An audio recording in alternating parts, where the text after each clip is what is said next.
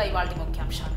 సూర్యాపేట జిల్లా చిల్కూరు అనే గ్రామంలో దళిత యువకుడిపై పోలీసు లాఠీ చార్జ్. చలిలో దుప్పట్లు లేక ఇబ్బందులు పడుతున్న సిరిసిల్ల సంక్షేమ హాస్టల్ విద్యార్థులకు కేటీఆర్ భరోసా. కడపలో అల్పపీడనం ప్రభావంతో గత రాత్రి నుండి ఎడతెరిపి లేకుండా భారీ వర్షం. ఆయనకి నియోజకవర్గానికి సంబంధించిన విద్యుత్ అధికారులతో కలిసి సమీక్ష. పెద్దపల్లి జిల్లా రామగుండం ఈఎస్ఐ ఆసుపత్రి సంస్థల పరిశీలనలో పర్యటించిన పెద్దపల్లి ఎంపీ గడ్డం వంశీకృష్ణ. రాజేందర్ నగర్ అరంగర్ చౌరస్తా వద్ద ఫుట్పాత్ పై వీధుల వ్యాపారుల దుకాణాల కూల్చివేత. ప్రముఖ నటుడు అక్కినేని నాగార్జున ఆహ్వానం మేరకు అన్నపూర్ణ స్టూడియో సందర్శించిన డిప్యూటీ సీఎం బట్టి విక్రమార్క. కరీంనగర్ జిల్లాలో అమానీయ ఘటన, 7 రోజుల కన్నబిడ్డను అమ్మేసిన తల్లి. సూర్యాపేట జిల్లా చిలుకూరు అనే గ్రామంలో రాజేష్ అనే దళిత యువకుడిని పోలీసులు దారుణంగా కొట్టడంతో అతను లాకప్లోనే చనిపోయాడని, న్యాయం జరిగేంత వరకు అంత్యక్రియలు చేయమని గత 48 గంటలుగా వారి కుటుంబ సభ్యులు, గ్రామస్తులు ఆందోళన చేస్తుంటే రేవంత్ రెడ్డి ఎందుకు స్పందించడం లేదు అని బీఆర్ఎస్ నాయకుడు ఆర్ఎస్ ప్రవీణ్ కుమార్ అన్నారు. నేను ఇలా ఛాలెంజ్ చేస్తున్న రేవంత్ రెడ్డి, మీరు హోంమంత్రి, మీరే ముఖ్యమంత్రి, మీరు ఎందుకు రాజీనామా చేయాలనో నేను చెప్తా.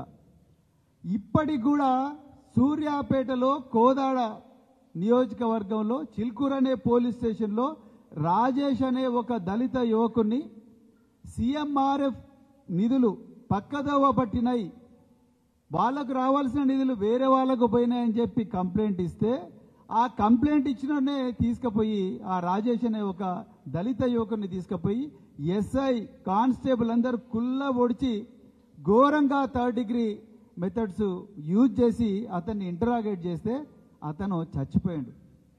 48 గంటల నుండి ఆయన శవాన్ని పెట్టుకొని అదే చిల్కూరు గూడెంలో ఆ పేద దళితులందరూ కూడా ధర్నా చేస్తున్నారు. ఇంతవరకు హోంమంత్రి నుంచి ఒక్క స్టేట్మెంట్ లేదు. మరి ఎందుకున్నావు రేవంత్ రెడ్డి గారు మీరు హోంమంత్రిగా? నాయన్ రాజేందర్ రెడ్డికి ఇది కనిపిస్తలేదా? నీ చెడ్డుపక్కలు ఉండే గ్యాంగ్ మెంబర్లకు ఇవి కనిపిస్తలేవా? చలిలో దుప్పట్లు లేక ఇబ్బందులు పడుతున్న సిరిసిల్ల సంక్షేమ హాస్టల్ విద్యార్థులకు కేటీఆర్ భరోసా. గిఫ్ట్ ఏ స్మైల్ కింద రాజన్న సిరిసిల్ల జిల్లాలోని అన్ని సంక్షేమ హాస్టల్ విద్యార్థులకు దుప్పట్లు అందించిన BRS working president Sircilla MLA KTR. కడపలో అల్పపీడనం ప్రభావంతో గత రాత్రి నుండి ఎడతెరిపి లేకుండా భారీ వర్షం కురుస్తోంది. ముఖ్యంగా కోఆపరేటివ్ కాలనీలో వర్షానికి తట్టుకోలేక ఒక భారీ చెట్టు ఒక్కసారిగా కూలిపోయింది. ఈ వృక్షం ట్రాన్స్ఫారం పై పడడంతో విద్యుత్ తీగలు తెగిపోయాయి. అయితే ముందస్తుగా విద్యుత్ సరఫరాను నిలిపివేయడంతో పెద్ద ప్రమాదం తప్పింది. వెంటనే స్పందించిన మున్సిపల్ సిబ్బంది కూలిన చెట్టును తొలగించారు.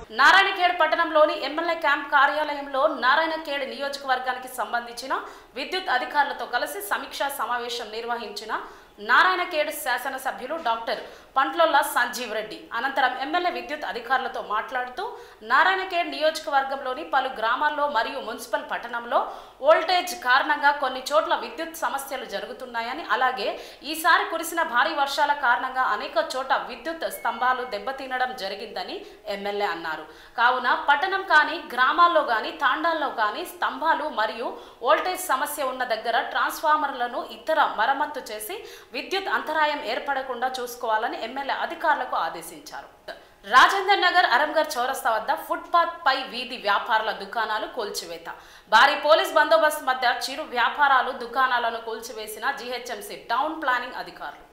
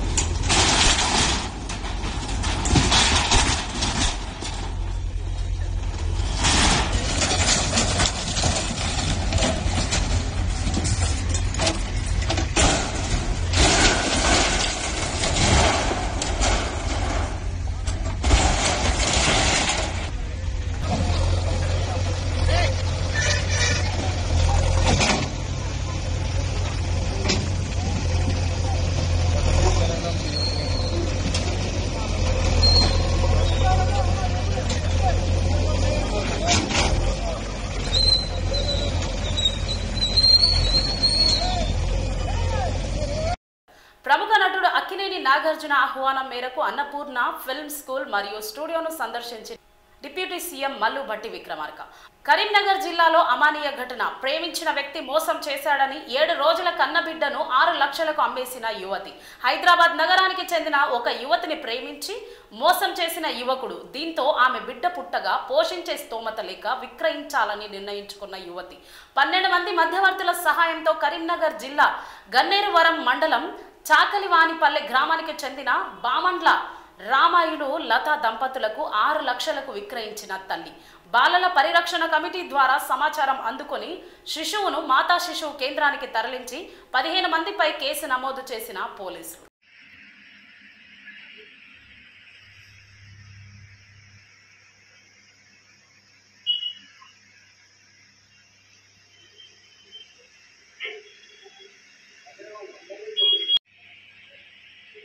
సారీ అమ్మాయి కూడా అక్కడ పోయి ఆడ కార్ దగ్గర ఉన్నది, కార్ ఎక్కుతుంది.